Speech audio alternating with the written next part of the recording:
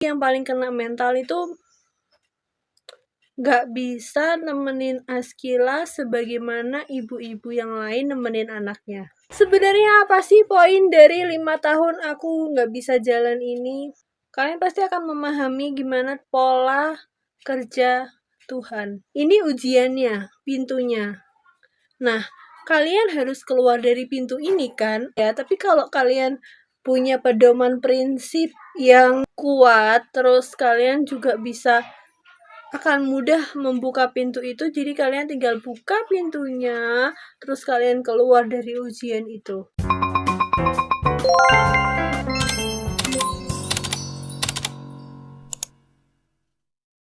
Assalamualaikum warahmatullahi wabarakatuh. Ketemu lagi sama aku. Makasih ya buat kalian semua yang udah nonton video-video aku. Dan yang pastinya buat kalian yang udah subscribe, like, komen, dan share semua video aku ataupun link ini. Bagi kalian yang belum subscribe, please bantu aku subscribe ya. Jangan lupa juga untuk like video ini sekarang. Thank you. Guys, video yang kali ini kalian gak perlu siapin tisu. Tapi mungkin kalian perlu cemilan, perlu minuman buat nemenin kalian nonton video ini. Kalian yang udah pada nonton video aku yang ini, di situ aku menceritakan tentang apa sih yang membuat aku gak bisa jalan. Nah, video ini yang sekarang ini adalah tepat 5 tahun aku gak bisa jalan. Karena prosesnya itu aku lahiran 2017 bulan Agustus dan sekarang Desember 2022, which is udah 5 tahun ya kan. Askila juga usianya udah 5 tahun. Kenapa baru genap 5 tahun aku gak bisa jalannya bulan Desember ini? Karena dulu habis lahiran masih bisa jalan meskipun cuman satu kaki. Yang satu kaki berat banget buat jalan. Tapi aku masih bisa kontrol, bisa terapi. Waktu itu pertama kali aku dirujuk ke bukan dirujuk. Karena waktu Askila 2 hari disinar di rumah sakit, jadi sekalian aku tuh kontrol. Nah, waktu itu jadi sekalian aku ke dokter saraf. Langsung dari Objin dirujuk ke dokter saraf. Terus aku mulai terapi. Di situ 2 minggu nggak ada perkembangan. Dirujuklah aku ke Solo, ke Dokter Un Surakarta. Di rumah sakit Dokter Un Surakarta itu, aku ada perkembangan awalnya. Hari Jumat itu terakhir aku terapi, Sabtu Minggunya libur, Seninnya aku terapi lagi. Nah, Jumat itu aku sangat optimis bakal seminggu lagi sembuh karena waktu terapi itu bener-bener yang enteng banget buat jalan, terus kayak pokoknya udah ada perkembangan banget deh. Tapi nggak tahu kenapa hari Seninnya, bahkan aku berdiri dari kasur mau pindah ke kursi roda tuh nggak bisa. Terus akhirnya MRI lah, inilah, itulah. MRI kedua, MRI pertama itu salah letaknya. Waktu di foto cuman di bagian lumbal yang bawah deket tulang ekor, tapi ternyata yang harus difoto tuh yang bagian atas, jadi harus MRI ulang. Aku belum sempat MRI ulang, aku lebih milih alternatif. Waktu itu aku ke Sruwen, terus Sruwen Salatiga sama Jogja di Bantul di bagian Sedot Lintah. Terus aku juga ke Asalam Solo. Pokoknya deket sana tapi aku lupa daerahnya. Di situ pijet juga. Pokoknya alternatif lah guys. Nah, setelah sebulan 2 bulan gak ada perkembangan, akhirnya aku memutuskan buat waktu itu ada info di Situbondo. Angga siapa ya, pokoknya viral banget, namanya Mas Angga gitu. Nah, aku kesana 3 kali nggak ada perkembangan juga. Terus pernah juga ke Buning yang di Pasuruan yang viral banget itu, aku juga udah pernah ke sana. Dan akhirnya aku operasi 2018. Oke, itu opening. Sebenarnya apa sih poin dari 5 tahun aku nggak bisa jalan ini? Yang dirasain banyak orang, tapi nggak terungkapkan, atau kalian menyadarinya, kalian memvalidasi, terus merasakannya lah pokoknya. Iya, itu emang benar, itu musibah, tapi kalian nggak bisa mengungkapkannya. Ketika pertama mendapatkan sebuah ujian, apapun ujian itu, mau ujian sekolah, mau ujian kehidupan, mau ujian secara ekonomi, tentang asmara dan kesehatan, pekerjaan, apapun itu ujiannya, awal mula tuh kalian pasti shock. Kenapa kayak gini? Kenapa aku yang mengalami musibah ini? Sampai kapan ini terjadi? Ya kan? Pasti kalian kayak gitu. Terus, ya Allah kok berat banget gitu. Tapi, seiring waktu kalian menghadapi ujian itu, dan berdampingan dengan pedoman yang kamu pahami, atau pedoman hidup kalian lah pokoknya, kalian pasti akan memahami gimana pola kerja Tuhan, pola kerja Allah. Kalau kalian tahu Allah tidak akan merubah suatu kaum sebelum kaum itu berubah. Sama yang satunya lagi, Allah nggak akan kasih kita beban ataupun ujian melebihi kemampuan kita. Jadi seberapapun kita ngerasa itu berat, tapi Allah yakin kita mampu, ya pasti kita akan bisa melewatinya gitu guys.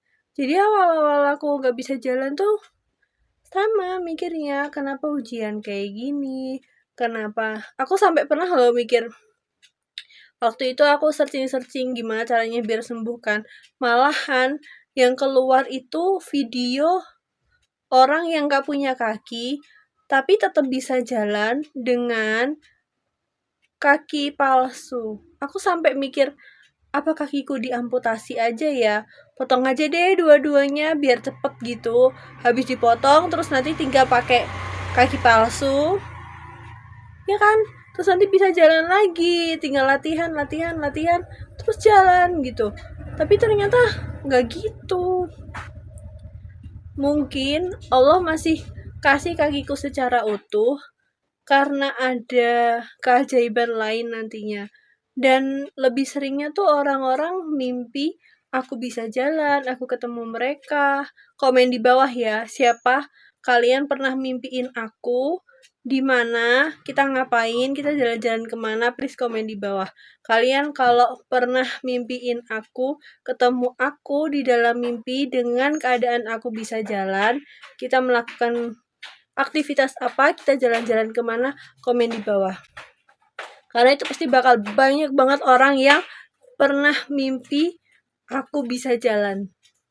Ya enggak? Karena aku sendiri juga ngerasain mimpi aku tuh aku bisa jalan, aku jalan-jalan, aku nggak pernah healing secara dunia nyata, tapi Allah tuh kasih aku healing di dalam mimpi gitu. Aku jalan-jalan kemana, aku ketemu orang yang pengen aku ketemuin, itu selalu Allah kasih dalam mimpi.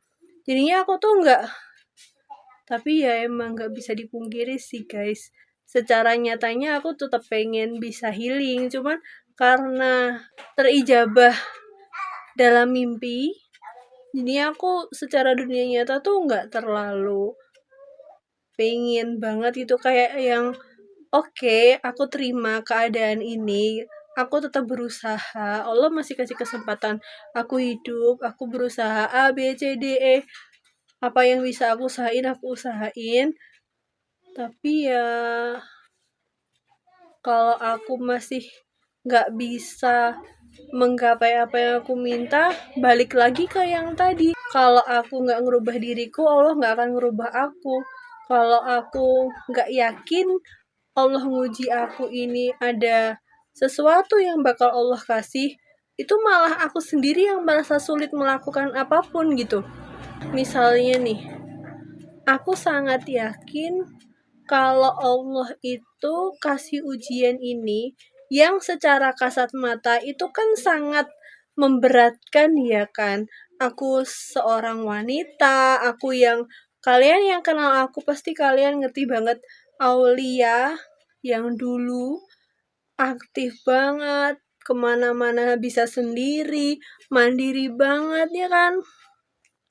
Terus sekarang aku kemana-mana harus dibantuin, aku harus memilah waktunya untuk bisa terapi, ngurus anak, ngurus suami, apalagi yang paling kena mental itu gak bisa nemenin Askila sebagaimana ibu-ibu yang lain nemenin anaknya.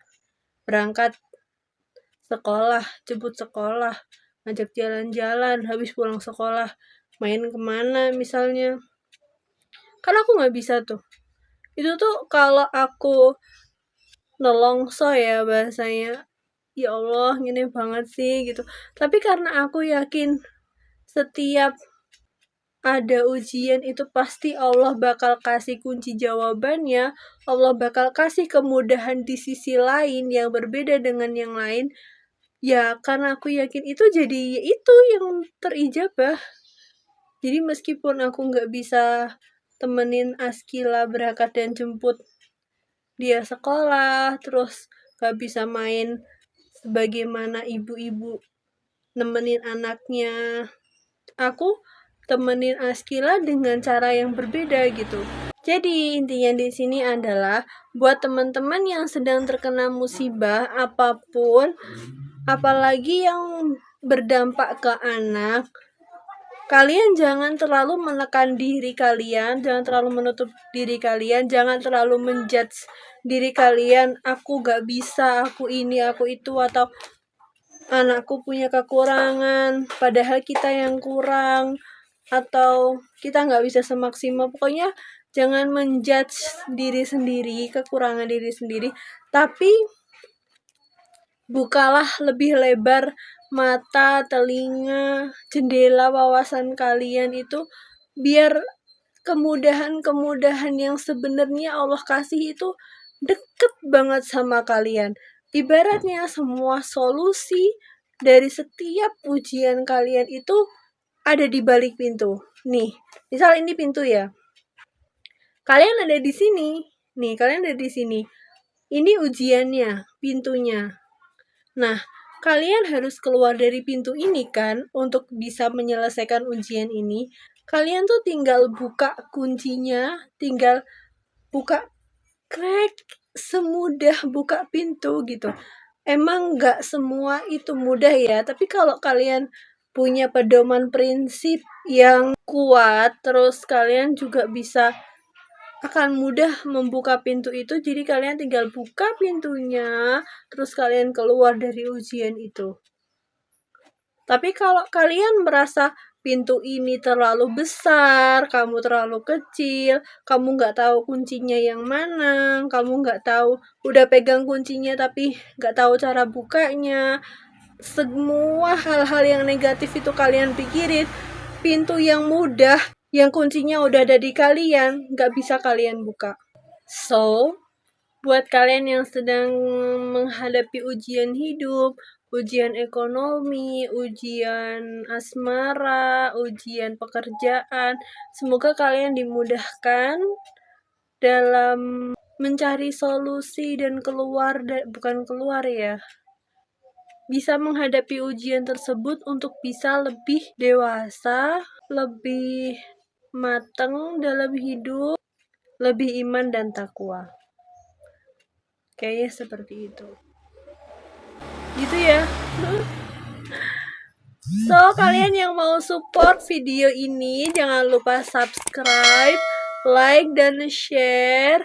Terus jangan lupa komen yang tadi ya. Kalian yang mimpi ketemu aku bisa jalan, komen di bawah. Kalian bisa lihat aku dalam mimpi, dalam keadaan jalan tuh, jalan-jalan di mana, ketemu di mana. Oke? Thank you for watching this video and see you next time. Bye-bye. Assalamualaikum warahmatullahi wabarakatuh.